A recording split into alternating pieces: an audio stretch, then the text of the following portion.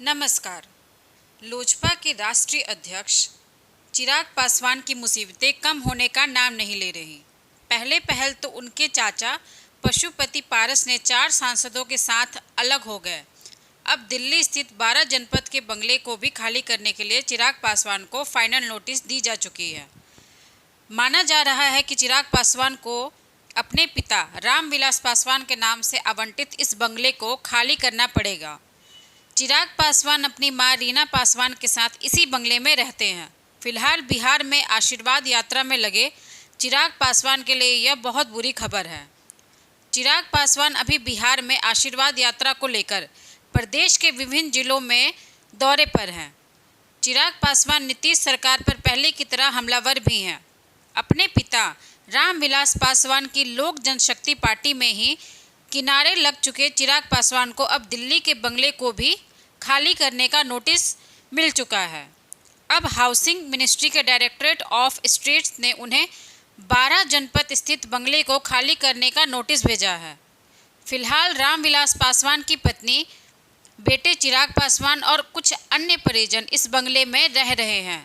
रामविलास पासवान के निधन के बाद केंद्र की मोदी सरकार में उनके छोटे भाई पशुपति पारस को जगह दी गई है, जबकि चिराग पासवान को उन्हीं की पार्टी के नेताओं ने अध्यक्ष पद से बेदखल कर दिया है।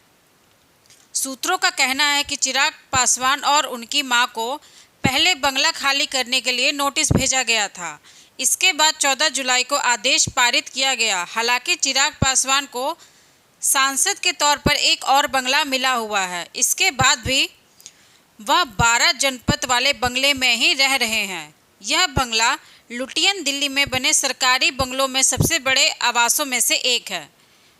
यह बंगला लोक जनशक्ति पार्टी का आधिकारिक पता भी है। इसे रामविलास पासवान पार्टी कार्यालय के तौर पर भी इस्तेमाल करते हैं। रामविलास पासवान ने अपने दौरे में इस बंगले के अंदर ही अपना बेटा चिराग पासवान का दफ्तर बना लिया था। मीडिया रिपोर्ट्स के मुताबिक बंगला खाली करने का आदेश जारी होने से पहले चिराग पासवान ने कुछ वक्त की मांग की थी। कहा यह भी जा रहा है कि उन्होंने पिता की पहली पुण्यतिथि तक इसमें बने रहने की बात कही थी। इससे पहले हाउसिंग मिनिस्ट्री की ओर से चिराग पासवान के चाचा पशुपति कुमार पारस को 12 जनपद स्थित बंगले में शिफ्ट होने को कहा गया था। उन्होंने यह प्रस्ताव खारिज कर दिया था। पारस का कहना था कि इससे राजनीतिक तौर पर गलत संदेश जाएगा। रामविलास पासवान इस बंगले में अपनी मृत्यु तक करीब 3 दशकों तक रहे थे। नमस्कार।